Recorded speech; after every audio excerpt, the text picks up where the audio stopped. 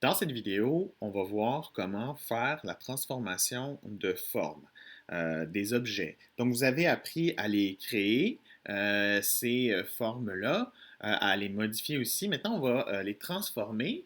D'abord, dans un premier temps, on va faire une transformation manuelle. Donc, ça, c'est la plus simple, je dirais. Et puis, celle-là, vous l'avez sans doute déjà expérimentée. Donc, on a une forme, par exemple, ici, je trace un rectangle. Si je veux transformer cette forme-là, ben, j'ai des petites poignées tout le tour de ma forme qui permettent de faire en sorte que je peux l'agrandir ou la réduire. Et je peux même, en fait, faire des rotations avec cette forme. Donc, il y a plein de possibilités, donc, de façon manuelle. Bien sûr, c'est pas tout à fait précis parce que c'est un peu à l'œil quand on fait ces transformations-là. Bien sûr, il y a des petites astuces qui font en sorte que ça va être plus propre, telles que la majuscule, vous l'avez vu lors de la création des formes, quand on appuie sur la touche majuscule ou Shift, là, je vais reprendre ma flèche noire, l'outil de sélection. C'est toujours plus pratique de travailler avec la flèche noire quand on fait de la transformation manuelle. Donc, si par exemple j'appuie sur la touche majuscule et que j'agrandis, ça va faire une transformation manuelle qui va être proportionnelle, c'est-à-dire que la largeur et la hauteur, la proportion entre les deux va rester la même grâce à la touche majuscule qu'on tient enfoncée. Si je n'appuie pas sur majuscule, bien sûr, je peux faire toutes sortes de transformations, d'agrandissement, de mise à l'échelle qui ne vont pas forcément être proportionnelles. Une autre chose intéressante, c'est la touche Alt, même chose que pour la création des formes. Quand je fais une transformation manuelle et que j'appuie sur Alt en même temps, ça fait en sorte que je peux faire cette transformation-là à partir du centre. Donc, si je combine les deux, Alt et majuscule, ça va me faire une transformation manuelle qui va être à la fois à partir du centre et proportionnelle. Donc ça, c'est rien de trop sorcier.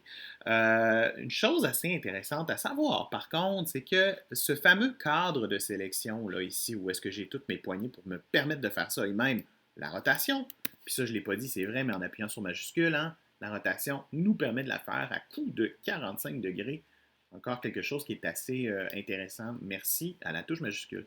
Mais toutes ces options-là, donc les poignées qu'on a ici sur notre cadre de sélection, ça se peut qu'un jour, vous ayez un document et puis que vous ne voyez pas ces poignées-là, puis vous dites, mais comment je fais donc pour agrandir ma forme? Dans un premier temps, je vais vous dire, alors c'est dans Affichage, et c'est ici, vous voyez ici, là, moi en ce moment, il est affiché, donc ça me propose de le masquer, le cadre de sélection.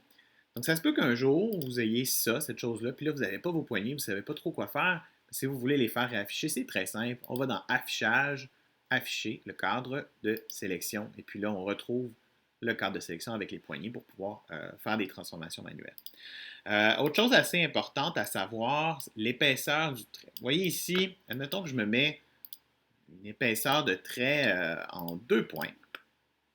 Et si j'agrandis ma forme, qu'est-ce qui se passe avec mon contour? Ben, il est lui aussi agrandi. Donc, il est proportionnellement agrandi, mon contour. Si moi, par exemple, dans un exercice, j'aimerais avoir des carrés, des rectangles, des formes de plusieurs tailles différentes, mais la consigne stipule que je dois absolument garder des contours toujours en 2 points. Ben, c'est un peu tannant de toujours être obligé, une fois qu'on agrandit, si je me fais une nouvelle forme à côté, je l'agrandis. C'est un peu tannant de toujours être obligé d'aller remettre ça en 2 points. Le risque d'erreur est quand même grand. Donc, pour régler ce problème-là, dans un cas où est-ce qu'on a besoin de toujours avoir la même épaisseur de trait, on va aller changer cette préférence-là. Donc, c'est dans Illustrator, Préférences générales.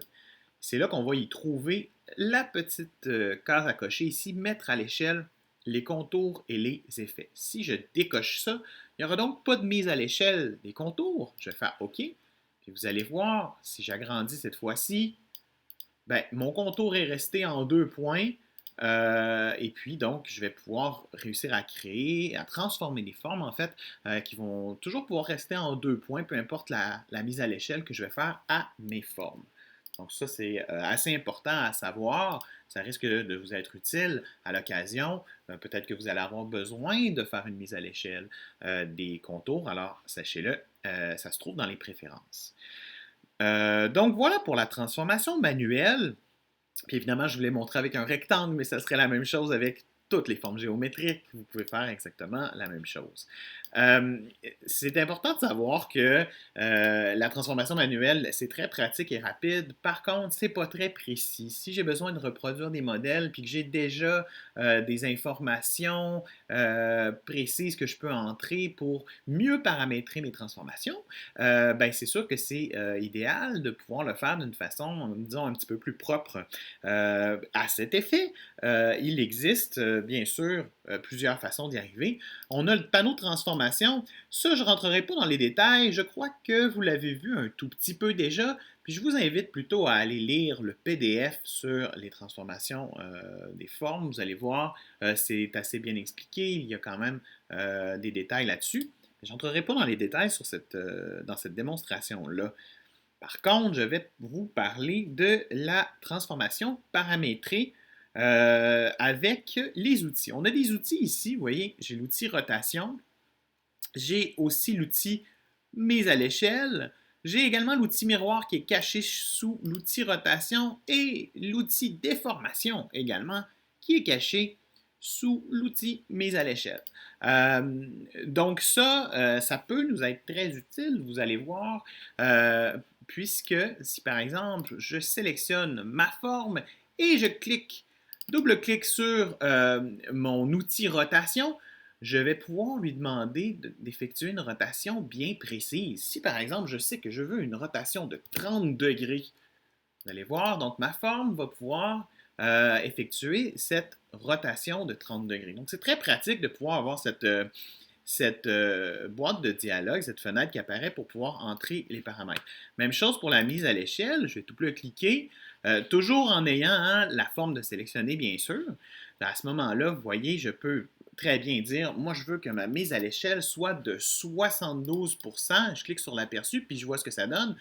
Bon, au contraire, je veux que ce soit de 224%, ben, je vois exactement ce que ça me donne. Donc, ça peut être bien utile de pouvoir faire ce genre de transformation, euh, disons, plus paramétrée par rapport aux transformations manuelles de tout à l'heure qui étaient un peu plus à l'œil. Donc, et c'est la même chose pour l'outil miroir, c'est la même chose aussi pour l'outil déformation. L'outil déformation, on peut utiliser ces outils-là à la main aussi. Hein. D'ailleurs, si je veux faire cette fameuse déformation-là qui me permet de passer d'un rectangle à un parallélogramme ici, dans le cas qui nous concerne, donc ça peut être intéressant de pouvoir utiliser cet outil, mais je peux également double-cliquer et paramétrer l'angle horizontal pour faire cette déformation de ma forme et créer un parallélogramme, par exemple ici, qui va être précisément à 30 degrés d'axe horizontal. Donc ça peut être pratique, encore une fois. Donc on a l'option de le faire manuellement, mais en double-cliquant sur l'outil, ça nous permet d'entrer des valeurs. Et donc ça va être très utile pour être précis dans notre travail. Maintenant, je vais utiliser une autre forme pour que ce soit plus intéressant. Alors, disons que je trace une étoile ici. Voilà. Et j'aimerais faire une couronne avec cette étoile-là. Si j'utilise ma transformation ici paramétrée en double-cliquant sur mon outil de rotation, puis que je me dis, ben, j'aimerais ça avoir une rotation de 30 degrés. Puis là, si je fais aperçu, ça fait tourner l'étoile sur elle-même. Mais moi, j'aimerais ça que, vous voyez le petit centre ici? Ça, c'est le fameux centre de la rotation. J'aimerais ça que le centre de la rotation, lui, soit plus bas, de manière à faire une rotation tout autour de ce centre-là qui est décentré par rapport à mon objet. Alors, comment je vais arriver à faire ça? C'est tout simple.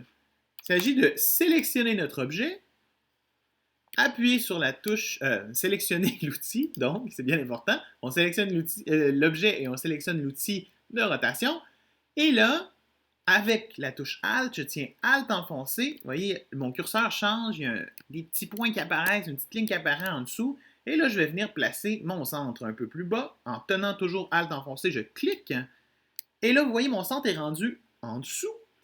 Et j'ai la fameuse fenêtre qui apparaît qui me permet, par exemple, de dire j'aimerais ça avoir une rotation avec un angle de 30 degrés. Vous voyez ce que ça donne? Ça me permet de faire passer mon étoile juste à côté et éventuellement me permettre de faire une couronne. Attention par contre, parce que si je fais juste OK, qu'est-ce qui se passe? J'ai simplement déplacé mon étoile. Moi, je veux la copier. Donc, je vais refaire la même chose. Cette fois-ci, par contre, je vais peut-être me donner un petit peu plus d'angle. Cette fois-ci, par contre, je vais faire copier. Vous voyez ici, donc, qu'est-ce qui s'est passé? Je n'ai pas seulement déplacé mon étoile, mais je l'ai copié. Maintenant, j'aimerais ça faire le tour au complet. Et pour y arriver, donc, c'est-à-dire de répéter la même transformation, l'exacte transformation, on va dans Objet, Transformation, répéter la transformation. Mais je vous le dis tout de suite, souvenez-vous plutôt de cette commande clavier, donc commande D, parce que ça va vous être utile très souvent. Donc, commande D plusieurs fois. Là, c'est magnifique parce que j'avais dit 36 degrés. Puis 36 degrés, ça se trouve à être exactement 1 dixième de 360. Il y a une petite astuce, je vais reculer. Donc, je fais plein de commandes Z ici. Il y a une petite astuce qui me permet, si je veux, par exemple, moi j'aimerais ça avoir 7 étoiles dans ma couronne. Mais là, plutôt que de prendre ma calculatrice, faire 360 divisé par 7 ou 360 divisé par 22, ben, je vais simplement le taper là. 360. Je vais mettre le symbole de la division, donc la barre diagonale, divisé par 7. Là, si je clique sur aperçu, automatiquement, il me propose maintenant la division, donc il calcule pour moi. Si je fais copier, puis qu'après ça, je répète la transformation, je réussis à compléter une couronne parfaite avec mes 7 étoiles. Donc ça, c'est bien important.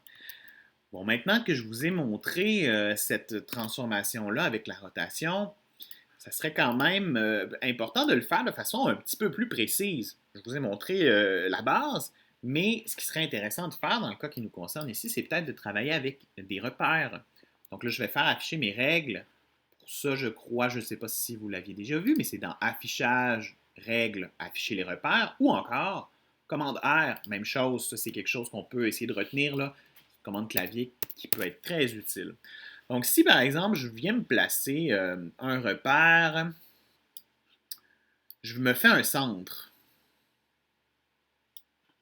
Voilà. Puis je viens placer mon étoile ici.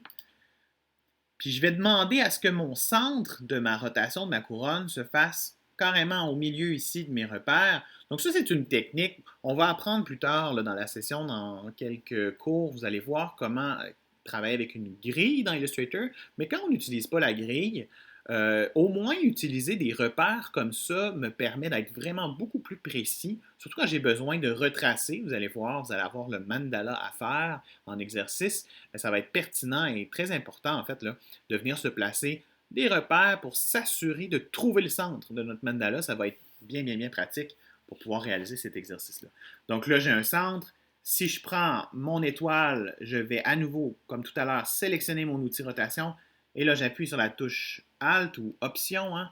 Puis là, vous voyez, quand j'appuie, je tiens enfoncé, mon curseur change. Je viens me placer à l'intersection de mes deux repères.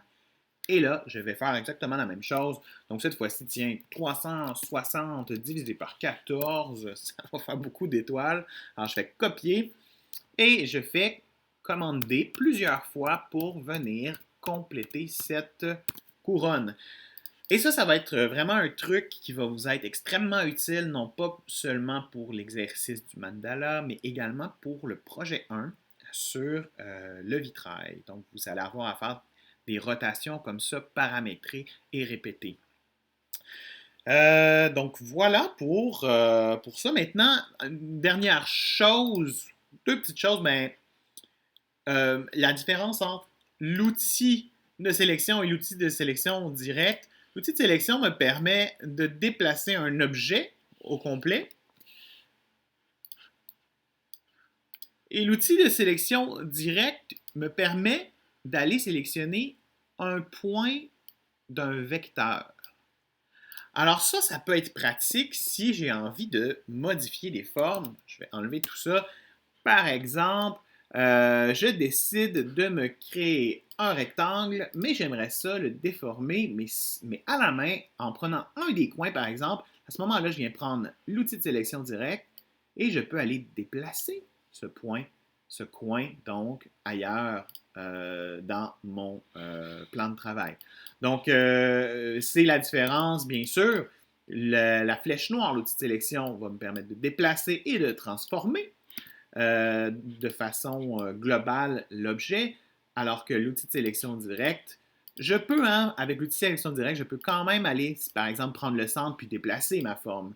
C'est un petit peu plus dangereux parce qu'on peut s'accrocher puis faire ce genre de choses sans trop s'en rendre compte des fois quand on fait juste une petite transformation. Puis là, on s'en rend pas compte. Donc, faites attention à bien utiliser la flèche noire pour déplacer et la flèche blanche, l'outil de sélection directe, quand vous avez des modifications à faire dans les points d'ancrage ou les vecteurs.